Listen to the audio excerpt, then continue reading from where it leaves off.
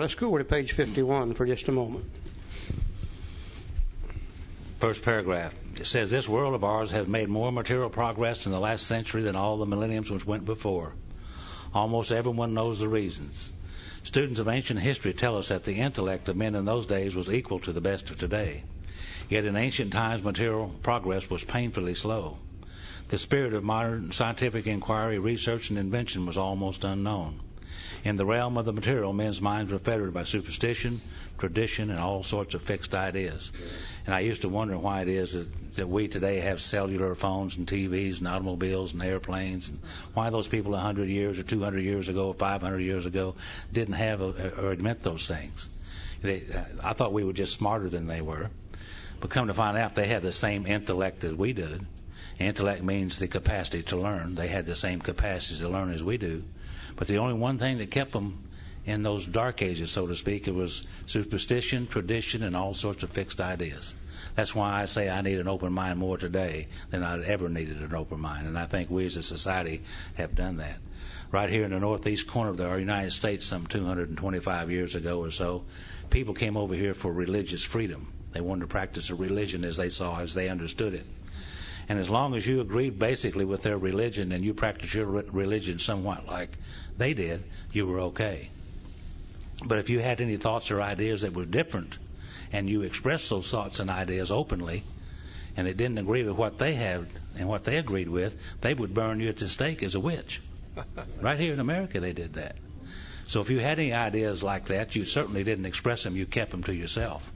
So superstition, tradition, and all sorts of fixed ideas kept people from growing. And I think we as a country has gotten over that today. Our minds are open to many, many things. He said some of the contemporaries of Columbus thought a round earth preposterous. I think Columbus is one of the greatest examples of what you can do based upon belief if you're willing to change your belief. Some 500 years ago, most of what they called the civilized world was situated around the shores of the Mediterranean Sea, the western shores of Europe. They had found a place called the East Indies. And in the East Indies you could get gold, silk, and spices, lots of goody-goodies. But it took literally years to get to the East Indies. So they were trying to find a new trade route to the East Indies. And somebody said, is there any possibility that we could sail a ship there? And they said, well, no, dummy. Don't you know you can only sail to the northeast end of the Mediterranean Sea? And then you have to go by land, camelback, horseback, footback, however they traveled. And that took literally years to do. And they said, well, what would happen if we sailed in the other direction? And they said, well, idiot, don't you know if you sail out there, you're going to sail off the edge of this sucker? You see, everybody in those days thought the world was flat. And they assumed if you sailed out there, you would sail off the edge of it. Now, I don't know why they believed that. I assume some people sailed out there, didn't come back, and they thought they had sailed off the edge of it. Now, Joe said the other day, wouldn't it be great if the world was flat? We could take all this environmental junk, just take it out there and go and push her overboard and be done with it. Now, here comes Columbus. And we believe that Columbus had to be an alcoholic. Because if you're going to believe differently than the world and everybody in it, and you're going to stand there and express that belief, you're going to have to be tougher than hell to do it.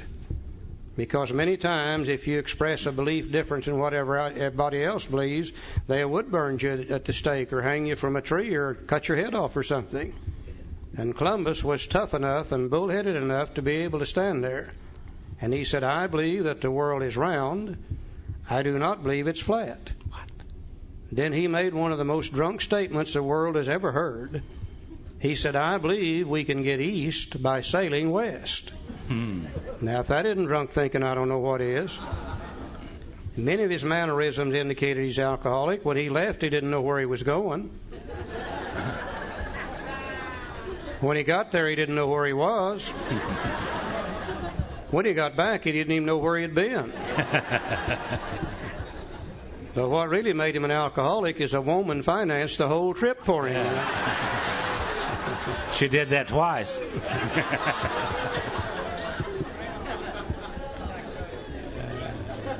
Columbus followed a little formula. You want to write down these key words in this formula. He followed a little formula that the world has always known.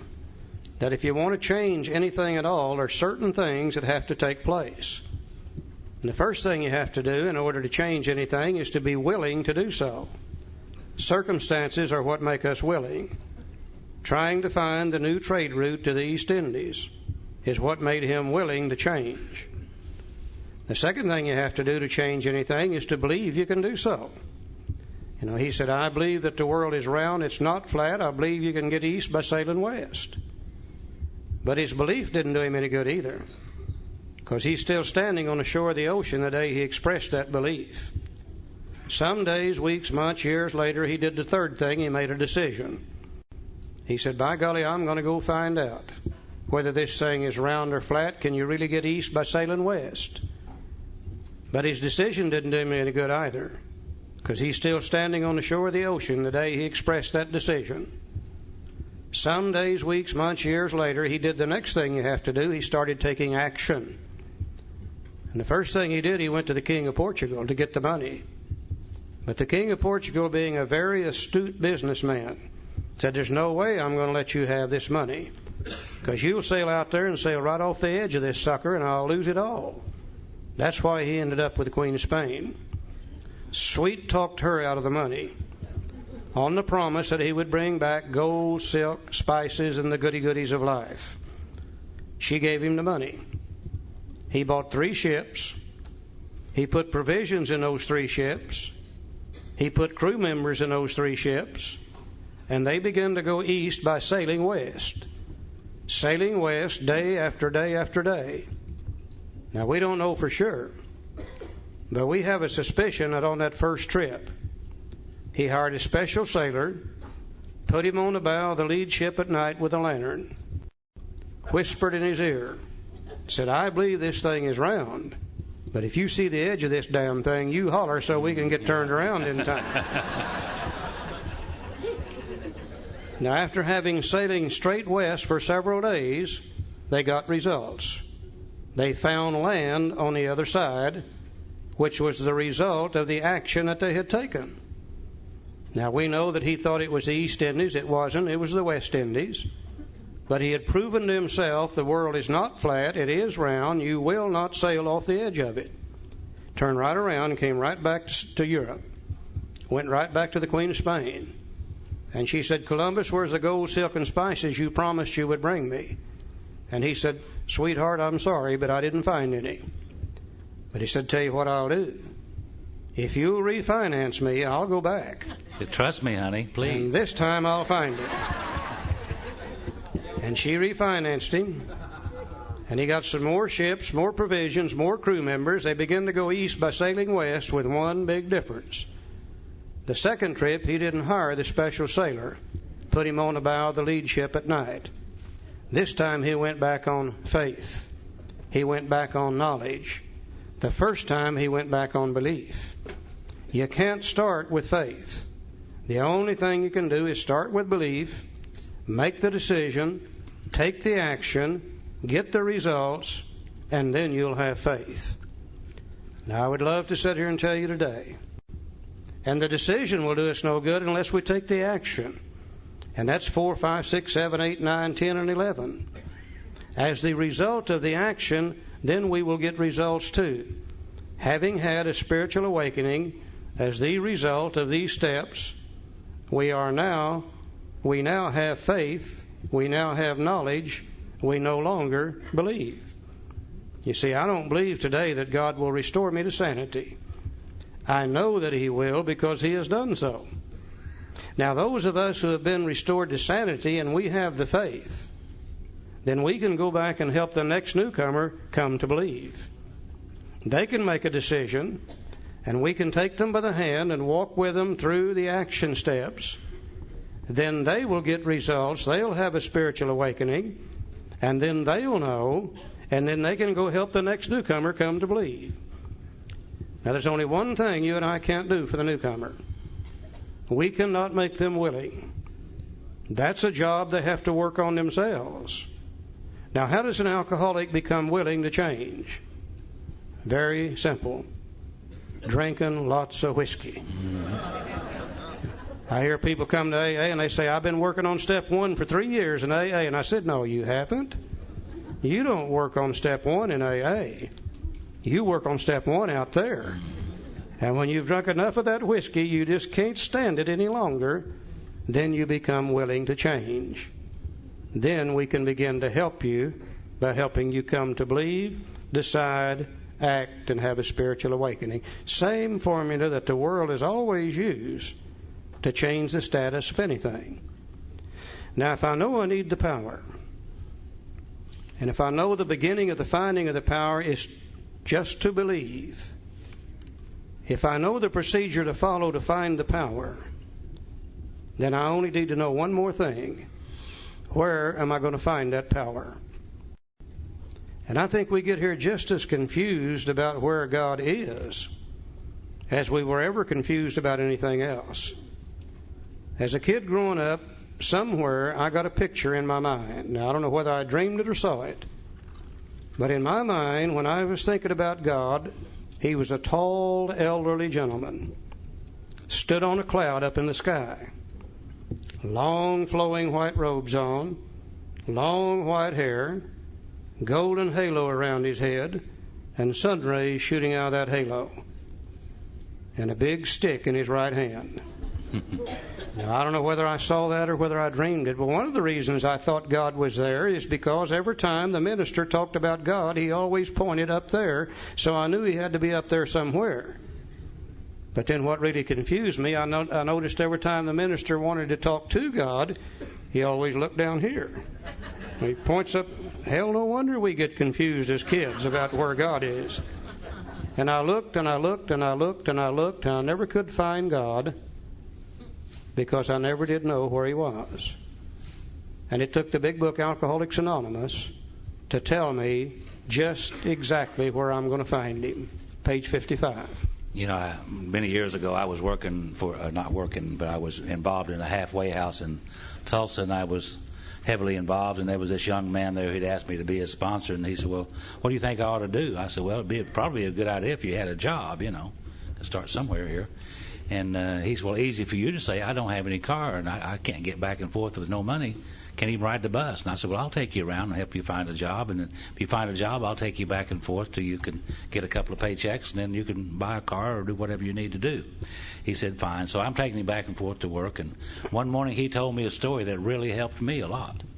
And he said, and this is the way the story goes. He said there was 3 wise men of the East, he said, and they took from man the crown of life, the thing that would make us the happiest, and took it away from him. And they said, well, now we took it away from him, what are we going to do with it? I said, well, one of the guys said, I'll tell you what we'll do. We'll take it to the highest crevice on the face of the earth and the highest mountain, and we'll hide it up there, and he'll never be able to find it. The other 2 said, yeah, but you know how they are. They'll hunt and they'll search and they'll eventually find it. The third one said, I'll tell you what, we'll take it to the deepest crevice of the deepest ocean and hide it there, and they'll never think about looking for it there. But he said, yeah, but you know how they are. They'll hunt and they'll search and they'll eventually find it. The third one said, I'll tell you what we'll do. We'll hide it within himself, and he'll never think about looking for it there. Page 55, first paragraph. Said, actually, we were fooling ourselves. For deep down in every man, woman, and child is the fundamental idea of God. It may be obscured by calamity, by pomp, by worship of other things, but in some form or other it is there. For faith in a power greater than ourselves and miraculous demonstrations of the power in human lives are facts as old as man himself. We finally saw that faith in some kind of a God was a part of our makeup, just as much as the feeling we have for a friend. Sometimes we had to search fearlessly, but He was there. He was as much a fact as we were. We found the great reality deep down within us. In the last analysis, it's only there that He may be found. It was so with us. So we can only clear the ground a bit. If our testimony helps sweep away prejudice, enables you to think honestly, encourages you to search diligently within yourself, then if you wish, you can join us on the broad highway. Now, with this attitude, you cannot fail. The consciousness of your belief is sure to come to you. A God of your own understanding is sure to come to you with an open mind. It seems as though all human beings are born with some basic knowledge deep down inside themselves, probably lying at a subconscious level. And that basic knowledge seems to be able to tell us what we should do and what we shouldn't do. It seems to be able to tell us how we should live and how we shouldn't live. And I'm sure a lot of people would like to refer to that as just plain old common sense. I think others might want to call it innate intelligence. Some might want to call it the conscience, and others might want to call it the soul. And I don't think it really makes any difference what we call it, as long as we recognize the fact that it's there. And if you're anything like I am, as far back as I can remember, I've always been aware of that knowledge. There used to be times I would be getting ready to do something, and some voice somewhere from within inside me would say, "Charlie, I don't believe you ought to be doing this." And I wouldn't pay a bit of attention to it. I'd go right ahead and do it, and I'd just get in one hell of a mess.